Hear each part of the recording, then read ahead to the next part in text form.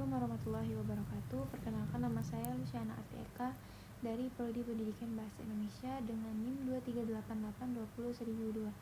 Di sini saya akan membuat tugas UAS dengan mata kuliah fonologi, dosen pengampu Bapak Saleh Farudin, Magister Pendidikan.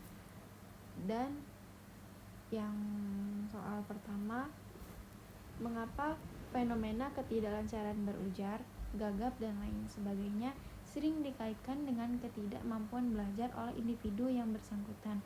Bagaimana upaya fonetik menanggulangi fenomena ini?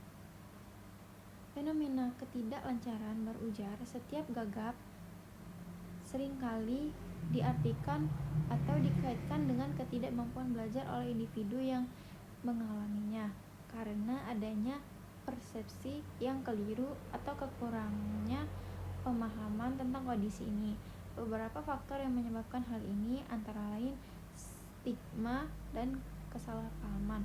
Gagap seringkali disalahpahami sebagai indikasi dari kecerdasan atau kemampuan belajar seseorang.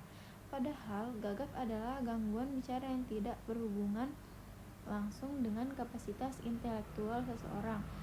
Yang kedua, kurangnya pendidikan dan informasi. Masyarakat umum tidak selalu memahami bahwa gagap adalah kondisi medis atau gangguan komunikasi yang bisa terjadi pada siapa saja tanpa memandang kecerdasan atau kemampuan belajar.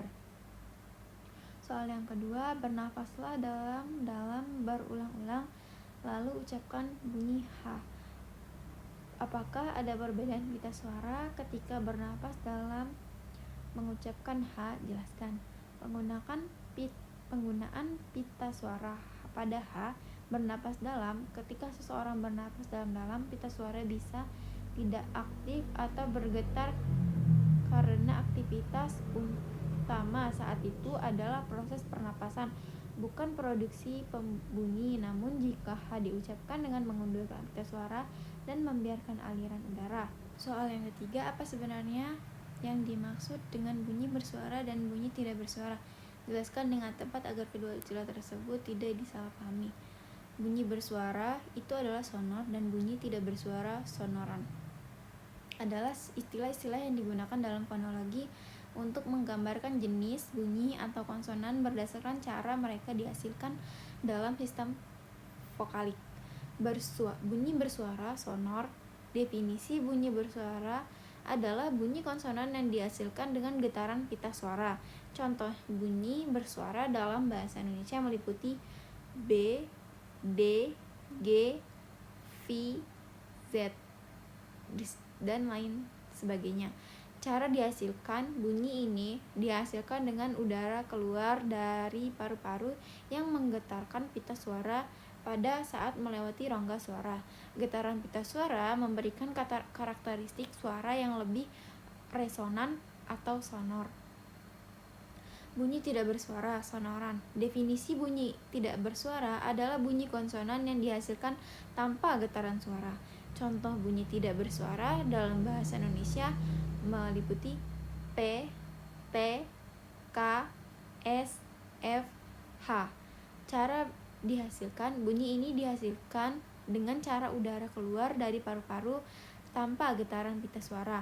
Bunyi ini lebih bersifat frikatif dan plosif, tergantung pada jenis konsonan. Soal yang keempat, apa yang dimaksud dengan kesatuan untuk linguistik terkecil?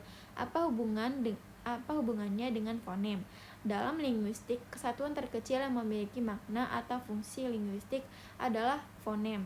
Fonem memainkan peran krusial dalam sistem fonologi bahasa karena kemampuannya untuk membedakan makna antara kata-kata yang membuat menjadi kesatuan terkecil yang penting untuk analisis fonologi dalam bahasa-bahasa di seluruh dunia. Mungkin hanya itu yang bisa saya paparkan, kurang lebihnya saya mohon maaf, kepada Allah saya mohon ampun. Wabillahi taufiq wal hidayah. Wassalamualaikum warahmatullahi wabarakatuh.